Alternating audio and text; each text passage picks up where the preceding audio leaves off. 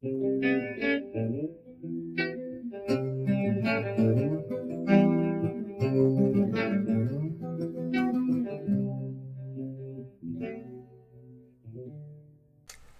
is a 4x4 battle mat I made for my K-Door models, and a few people asked me to do a tutorial on how I did it, and since I needed a 6x4 Arctic mat for my 40K table, I decided to go ahead and do that. So please bear with me over the course of this fairly long video, but as I'm going through the caulking, I show a few different ways to do the texturing. I don't spend a lot of time on the painting, but without further ado, here is a tutorial on how to build a battle mat for Warhammer 40K.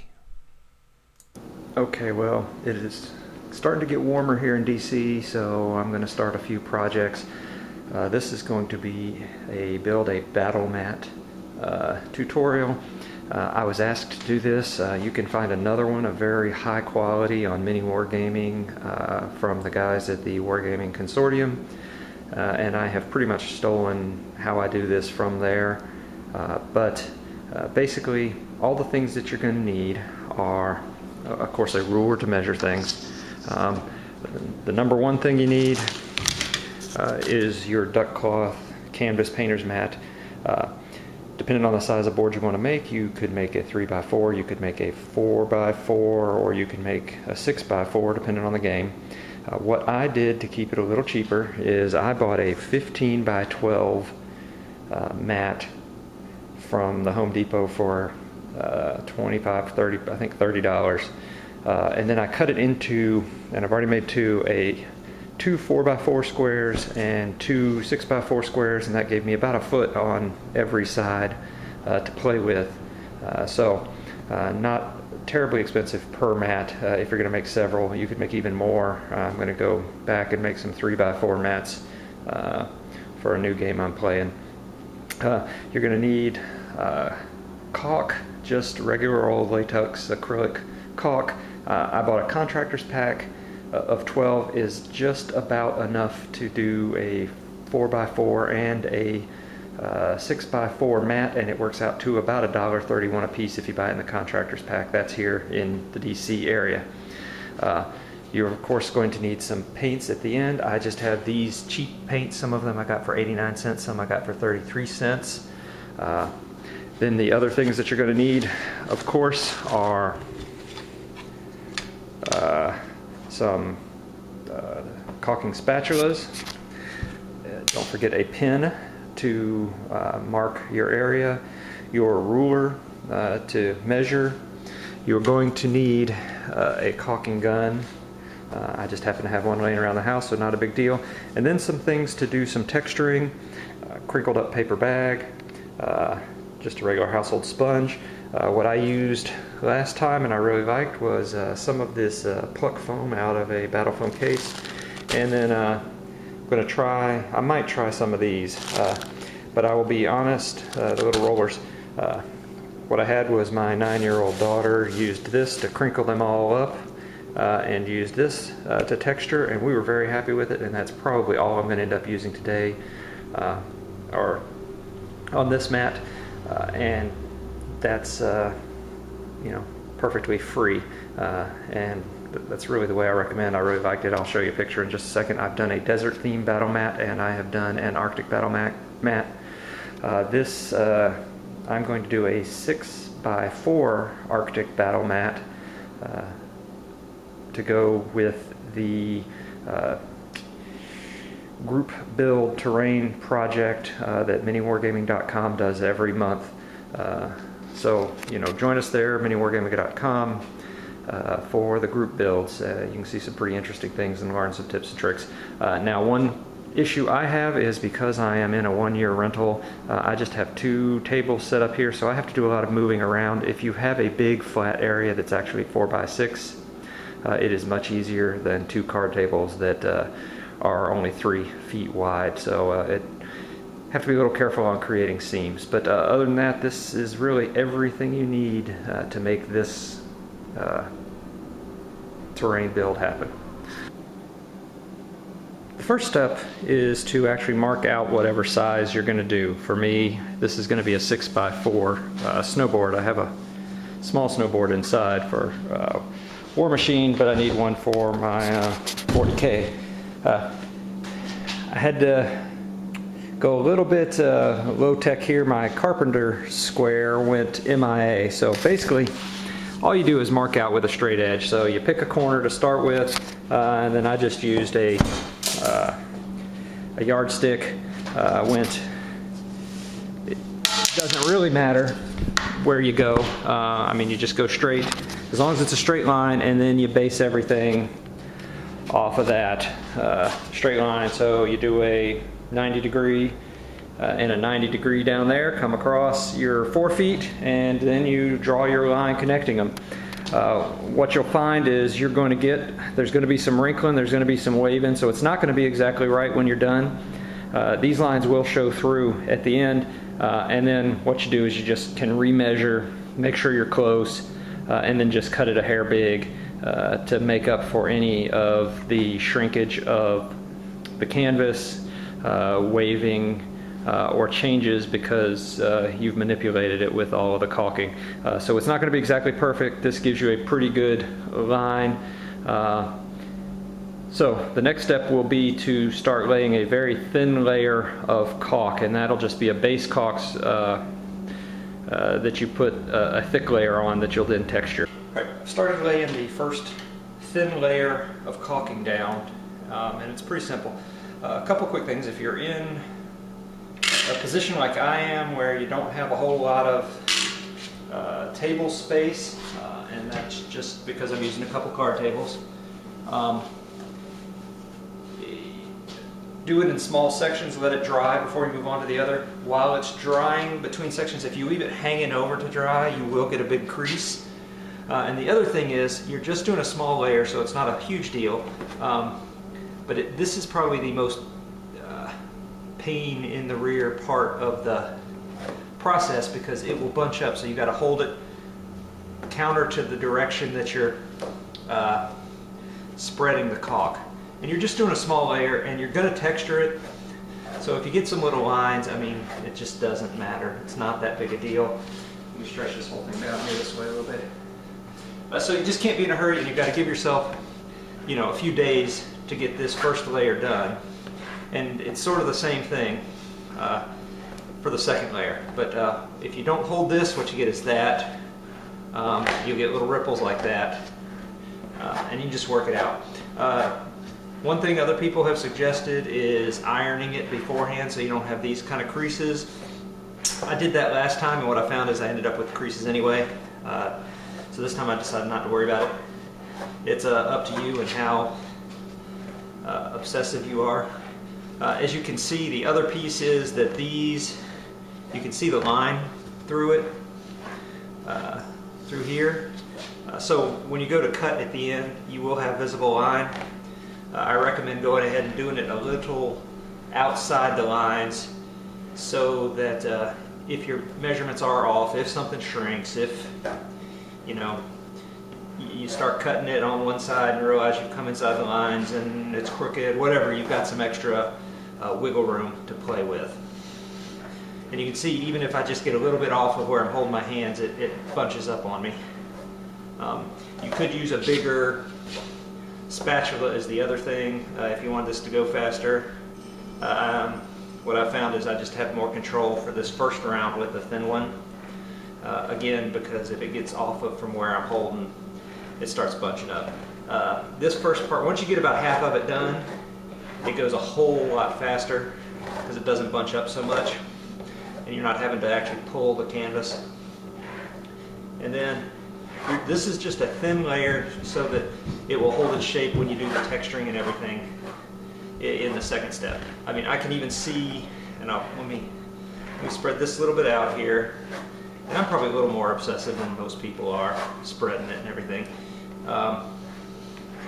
But what you can see is that you still have, you can see the grain through the caulk. So you don't want it so thick that it's going to be stiff and then you're going to have big hills and it'll be difficult to roll. because remember, you are going to put a thicker layer that you're going to put texture on in the next step. And then the other thing I did last time I did this, when I went to a final dry stage, I hung it up on a big empty spot of my garage to let it hang and dry once I had all the texturing done, so I didn't get big folds. All right, let me go on and finish this up, and I'll be back in a few days. Okay, now that I've gotten farther along, what you'll be able to see is that it does go a good bit faster once, because you don't have as much, you don't have to hold the stuff, the canvas as much. The only reason I even put this little blip in here is just to show you that you're not having to struggle to lay this first layer of caulk all the entire time you're doing it. Just, you know, for the first probably 14, 18 inches. The other bit is I try not to have a lot of big streaks where I've done the caulk, but you know, always remember you're going to be doing another layer, and any kind of weird imperfections or anything, like I got a couple of divots here that I don't know what they are or how they got there, they just become a terrain feature when you do your final, the final rollout. And then just, if you're in my kind of situation, I have 2 card tables laying side to side. I'll come back to this in a second. So what I did is, you know, no card table is 100%. Let me, doing this with the tripod is kind of interesting, holding it in the air. So I have you know, they're a little bit different in height. So what I did is, when I got near that middle, I pulled it down to this end so I could keep going. And then once I reach down here, I'll pull it back so it can dry. But trying to scrape across that hole is a pain. So I just thought while I had this on, tell you that too. All right, so now for real, back in a few days. Okay, just a quick pic. That's just hanging on the wall to dry. You can see in the middle it accidentally folded over on itself as I was pulling it off the table, and it was still wet. 100% my fault. Probably be able to get that to all pull out when I do the texturing. But just wanted to do a quick, you know, just a couple of staples into the ceiling, hang it there, and it'll be good and dry in a day or two. Okay, so I've started in on the next step, and what you do is you just lay down a layer of caulk, a little thicker than last time. Don't get crazy on it, but you know, as much or as little as you want. And then for this, I just used a plastic bag, and how heavy you push and pull on it will give you the amount of ripple. So this area I pushed really heavy and pulled real hard. Over here I went a whole lot lighter, and then you can use the depth of that to, if you want to have more sort of a, you know, a real tundra looking rolling area, push hard. If you want something that's going to be going into a lake or a smooth area, lighten it up. And then I'm going to put in an area that'll be sort of a road kind of area, and I'll show you that in a minute. Okay, so basically now I'm just, you know, I'm doing it in sections just for ease. But as you can see, a little more caulk. Doesn't really matter how much or how little you do. I mean, you can't do too little. Do a little bit of overlap here, and then I'll show you the bag first. Oh, I hit the edge of the table here. So let me pull this back some here.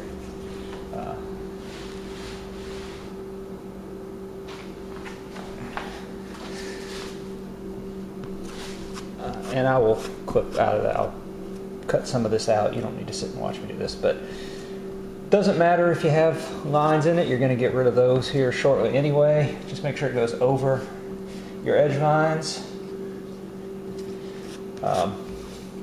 All right, so for this part, I'm just going to use the bag just to show you the bag piece. And anything you have, little divots and stuff, just work them in to make them into terrain features. That's the beauty of this. Just about anything will become a terrain feature. So just do your bag, kind of match it up with whatever was around. So heavy is going to give you the big spikes, and then light. So this is kind of light, so I'm just going to match it up as you come over. And then I'm going to go, this area is going to be really kind of light in here. And I don't know what that is. Okay. A little string somehow got in there. And if you do it real light and quick, you get a real kind of tiny pebbly pattern, which I like for just to vary it up some. So, all right, when we come back, I'll show you doing it with some leftover pluck foam.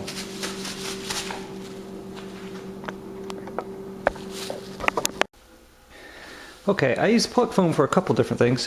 It's a very closed cell foam. It's good. One of the things I like to do is I can use it just to make a really light,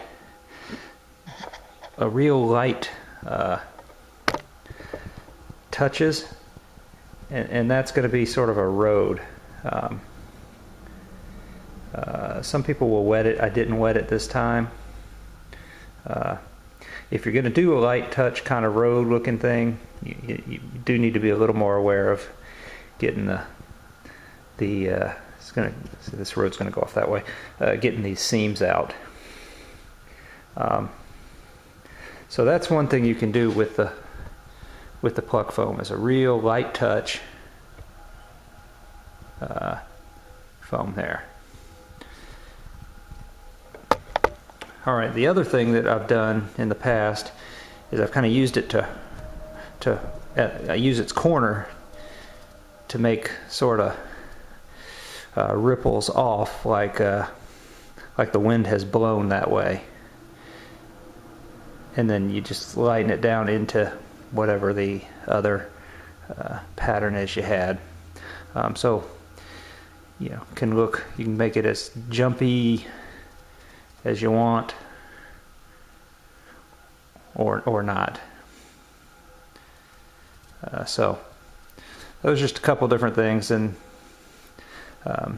you can actually use this to make sort of almost an ocean looking area as well.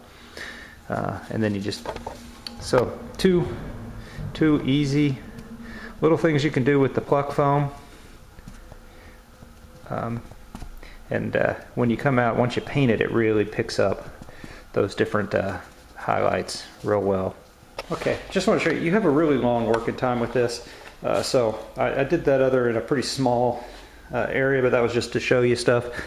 So you can actually do almost an entire tube of caulk, and then come back and do all your texturing, because you've got, this stuff doesn't dry for a couple of hours. It's still workable for a couple of hours probably, though I try not to go more than a few minutes. But anyway, so I just wanted to show you that you could do a whole large area, and then come do your texturing. So I'm going to go finish up this road, and then what I decided to do, just while I got here, is I'm going to do some really, I'll put some extra, but get some really good side markings on it, so you can see where the road is going, just to really put a good demarcation on there. Once it'll take the paint really well. Okay, so I'm at the last little page, and I've not used one of these before, but I want to get sort of a little lake effect, and so I'm going to see if this will work, because it's going to give a little bit more of a rubbly look. So I don't know, we'll see how this works in this area, but I think I might do, I kind of like that. Almost similar to what I was doing with my other, for a road effect, but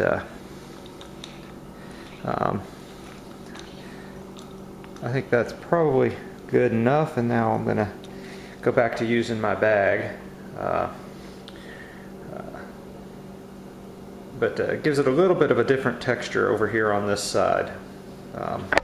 And just another little quick thing, where I have the transitions from when I let it dry, and because of the room on my table, I tend to go heavier and come across into the already done part, but to kind of hide those transitions, I go a little heavier with the texturing,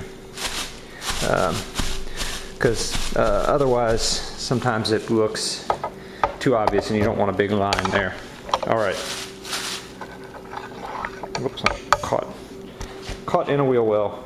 So just you can still see it, but when it dries, you can't tell where it was. I've had 3 or 4 different breaks in here. So, alright, so here it is with the texturing done. I went with the roller over on this side. Went with edges. That's edges of some pluck foam. And this is just the texture I get with the plastic bag. Some places I do it really thick, and then some places, like over here, I'm much more sparse. And then this is a really light touch with the bag, and then that's pluck foam with an edge to kind of make a little road that then disappears. And then I'm going to probably make this sort of an ice field like area, so I went real sparse on it. And then over here I did just real thick. So next step is I'm going to get out my airbrush. You can use spray paint, you can use a regular brush, you can do whatever you want. And choice of colors will be up to you. This one's going to be an ice field, so I'm going to use mostly light blues, maybe a little bit of gray in there. A desert field, you'd use more yellows and sand colors, so whatever floats your boat. So let me get on to the spray painting. Okay, so here's what I'm going to use for my painting. This is the color I will probably predominantly use. It's just a turquoise color. I have some black and some white to lighten it and darken it. I went in and pulled out a gray, a navy blue, and sort of a purple color. I may or may not use them. And these are just cheap. Some of them were 50 cents, some of them were 33 cents. Just acrylic craft paints. I don't know if it's good or bad to use it in the airbrush, but I mixed it up with some distilled water in these little cups back there, pour them in as I need it, and it has worked well for me in the past. So on to the next step. When you mix it, a lot of people do great tutorials on how to mix paints for airbrushes, but I basically just mix it with water, in this case water, until it gets sort of a really thin old style McDonald's milkshake kind of consistency. If it's not working real well, I thin it out, and if it's too watery, I put a little more paint in. It's really sort of a trial and error. Alright, so I've laid the first layer of that blue down. It's almost like an ice blue. And now what I've done is I've mixed in some ivory white with it, but you can see sort of the consistency that it's coming up with. I need to mix it up just a little more, but so kind of that, not quite a milkshake, but not quite milk kind of look to it. So let me continue on. What I'm going to do is I'm just going to lighten it, do this around some of the edges, do a little blending, and then I'll lighten it one more time and do a little more blending. And the beauty of doing an ice field is a lot of it can just stay white. So, alright, and here's my second highlight color. It's almost white. It's mostly white with just a little bit of tinting of blue, and then I'm using it just to add in a little bit of extra lightness in some of these areas that are kind of dark, that I've got too much, and little patterns through. And I did a lot on the road. I'm going to add some gray to that, but this is a much more kind of icy looking color. So after I'm done with that, I'm going to do a little bit of gray on the roads, and then I am probably going to call it done. Okay, so here I've finished painting it. I've taken it down just to my game table in my very small game room, just to do a test fit on the table, make sure I kind of like how it looks. I think the gray on the road helped a little bit, and the little last bit of gray and the real light blue helped blend some stuff in. But I think this is a color that I like, and I think I'm going to go with it as is, so I'm going to get my scissors. I remeasured it, and the measurements are pretty close. The table it's sitting on is actually a little bit big. It's about 2 inches big in each direction. So go get some scissors, and heavy duty scissors are best, and it's pretty easy to cut this stuff. So alright, so here is the final product on the game board. You can see where I made sort of the little road, and there are different textures. I just used different types of blue and came up with a game mat here. And then underneath, just so you can see, this is a desert theme mat I did in a very similar way to go with a set of modular hills. So they roll up pretty easily. As you can see, I have another one down underneath, and I just roll them up, put them under the board, and when I want them, roll them out. Very easy, not that heavy, not that expensive, and can really add to the thematics of your games. So that is the end of this tutorial on how to make a game mat. Now you can make any kind of mat you want with whatever colors you want. And thanks for sticking with me through this rather long tutorial. And until next time, this is the Warhammer Dad signing out.